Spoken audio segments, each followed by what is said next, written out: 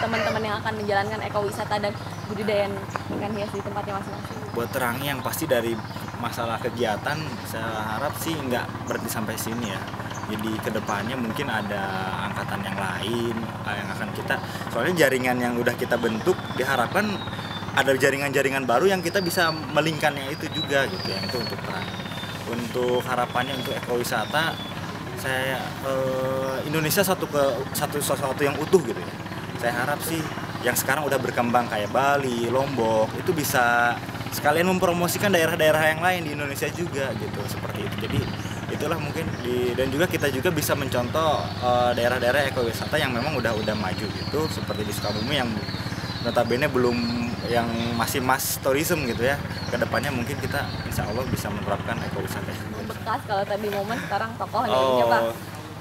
Yang paling Gokil? Biasanya kalau yang membekas itu, kalau nggak yang paling gokil, yang pokoknya yang ya. Kalau yang biasa-biasa aja biasanya kurang. Yang nggak ada yang paling gokil ya selain Pak Cius kali ya. Soalnya saya satu kamar, dari pertama. Ketika pertama datang ini orang apa ini gitu ya, dari planet mana gitu kan, pertama datang itu udah mulai toa gitu kan. Makanya pas kemarin ini dari pertama emang nggak ada matinya. Yang saya pikirkan satu hal, ini ngecasnya di mana nih orang ini sampai nggak habis gitu baterainya gitu. Oke. Seru-seruan aja ngomongnya.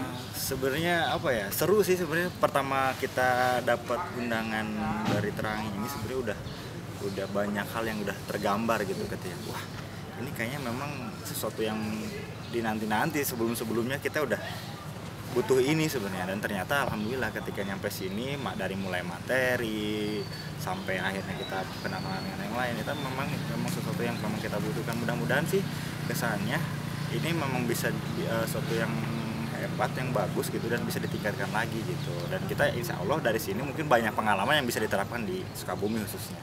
Kayak gitu. Terus yang kedua, ini momen apa sih yang paling membekas, atau kalau tadi secara kegiatan keseluruhan, kalau ini apa gitu yang paling nggak bisa dilupain?